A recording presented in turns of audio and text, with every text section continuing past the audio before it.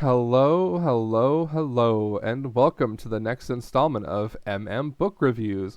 This time we're touching on The Sins of the Orc. It's a part of the Orc Forged series by Finley Fenn, and this is, from my understanding, a prequel to the Orc Forged series, question mark. I don't know that for a fact, but that is what I read online, and I think this is a prequel, but I have not read anything else, so I have no reference point. But before we get in, as we normally do, let's talk about spoilers. There's going to be some spoilers for the characters, for some of the plot moments. I won't go into every little detail of the plot because I think that kind of just might as well just have me read the book to you. But we'll go through a lot of the character analysis or character kind of descriptions before we get into the plot so you have an idea of who these characters are. And if you hear any of the names, you might have a better idea of what I'm actually talking about. So, the characters that we have are the two love interests, Kest and Efterar. I'm going to butcher his name, but he goes by Eft, which is something I can probably pronounce a little bit better. So, yeah, we'll go with Eft from here on out. And then we have the orcs. We have Cowgear, the captain of the clan Ashkai. We have Skald, Cowgear's right hand. And we have Ofnir, who's dead, who was part of clan Sky. Sky? I don't know. Anyway, Kest, though, is the main protagonist, if you will. He is the orc whole for the leader's right hand, and whoever the leader's right hand deems worthy. So he's basically Skald's bitch, and that's putting it lightly. He just trusts everyone around him because of how he's been treated, and he takes it out undeservedly on the new healer who has done nothing wrong to him. He does have low self-worth, and he truly believes he is incapable and undeserving of true happiness. And he's also a size queen. We respect a size queen. Game, respect game. I'm a size queen myself. Eft, he's the new healer to the Orc Mountain. He's known to have, or at least implied to have, more gifts than just healing. But that's a hush-hush thing for the moment. Although, in general, he's a no-nonsense healer and will put his foot down to make sure he's doing his best to heal whoever he's working with. He is also blessedly endowed, which is always a fun thing to read about how big a pole is. But yeah, Eft and Kesset are our two main love interests, and the story begins where Kest visits the new healer after sustaining an injury, and the two are already at odds in each other's throats, and they're just not having a good time in each other's presence. And then during Eft's visits to the leaders of the clan, he sees Kest being railed by Skald, and Kest wants to be literally anywhere else. And, they kind of see each other in their respective roles, if you will. Eft as the healer, Kesset as the whole. During a fight against the humans, Kesset is injured and is brought back to health by Eft, and the two, during this time, learn to work together and get closer and understand each other a bit more.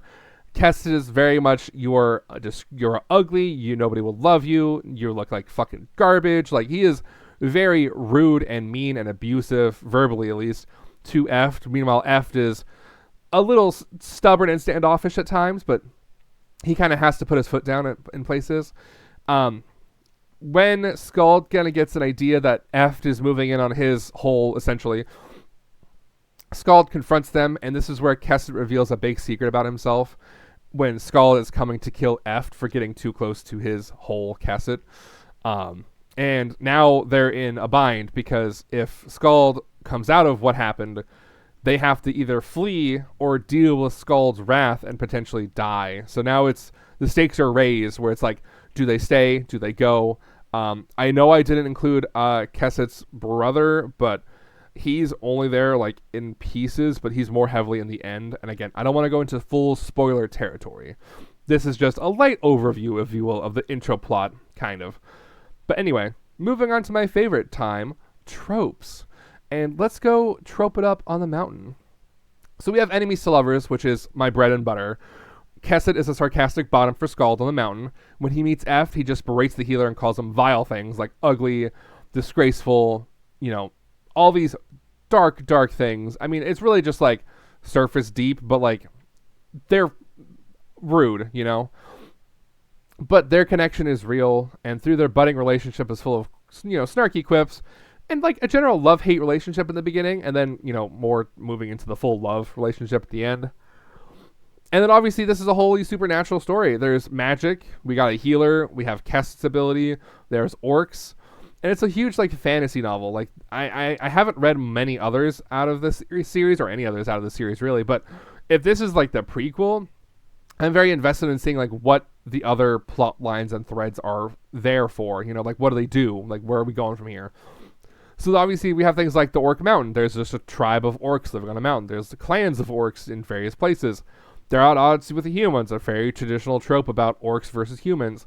We have Eft being a powerful healer and having better abilities. And then at the end of it, it's just orcs being orcs. You know, I love a good orc. We all love a good orc. So let's move into how I feel about this book as a whole, which, as you could probably tell, is mostly positive. So we'll go through the plot, the characters, the writing style. We'll talk about all the spicy scenes, and then overall, I'll give it a final ranking. So starting off with the plot, I think this is a solid 4-star plot.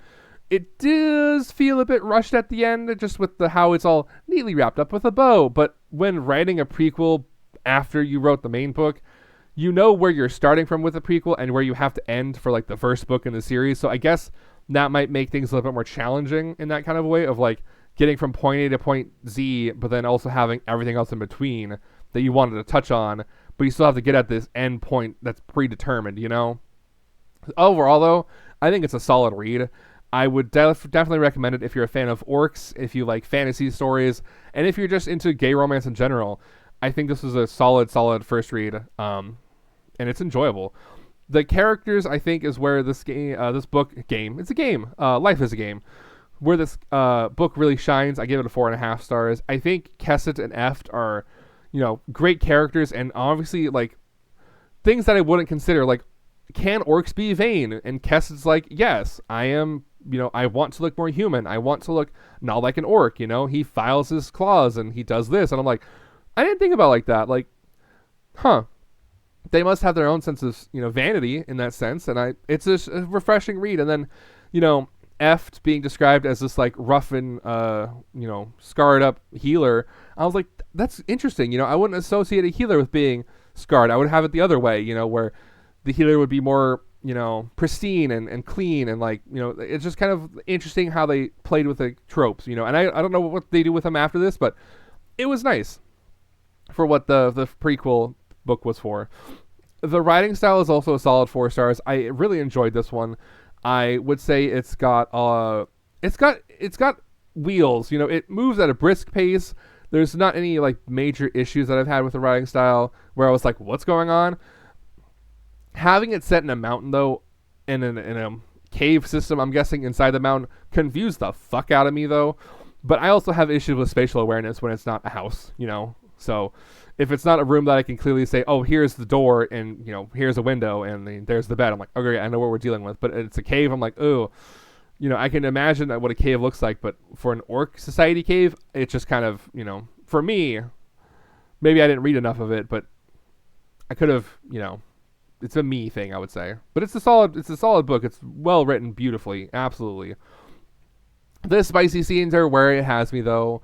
I am a size queen. Eft being has a massive pole is fucking amazing.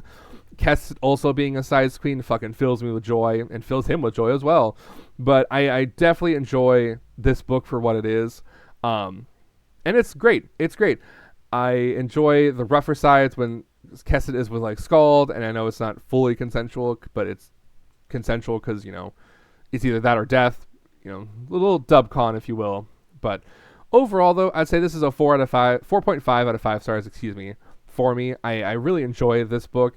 I am looking forward to more in the series, but I don't have any of them, so I'm hopefully going to get some maybe for Christmas or later this year and see where we go from there. But for the first one, it's pretty good. I enjoyed the characters, I enjoyed the plot, I enjoyed the resolution, and I enjoyed just reading about these two orcs living their daily life, What does that entail? How does that different from like human societies and stuff? It's interesting.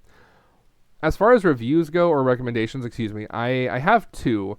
Both are a little out there because I don't think I've ever read any other orc romance, but I did find one that I'm really interested in reading. So we have Steel and Thunder by Dominic N. Ashen, and I haven't read this one fully or at all, to be completely transparent, but it was recommended on Amazon, and I was like, you know what? I'm going to get it. So I have it, and I haven't read it yet. But I enjoy the artwork on the cover, and it's more human orc romance, which I'm also a fan of.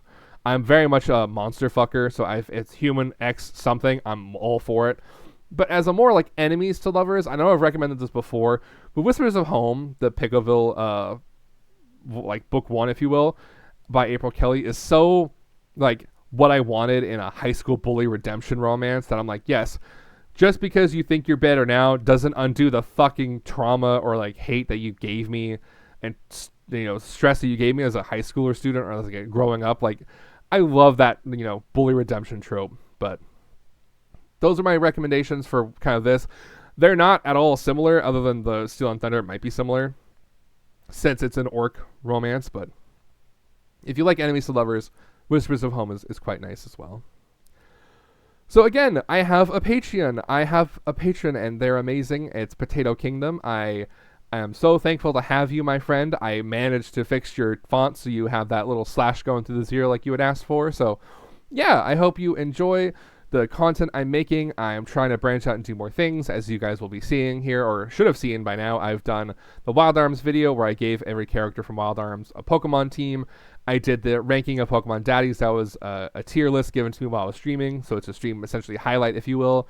I've done now a couple of coming out stories and stuff like that about, it's more of like a Draw My Life coming out story, but less emphasis on the drawing, more emphasis on me just rambling for about 40 minutes, so, take it as you will.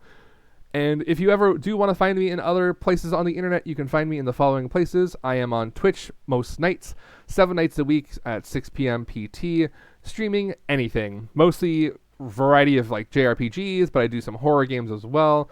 You can also find my deranged thoughts on Twitter if you have the stomach for NSFW content, because I will retweet dicks till the cows come home.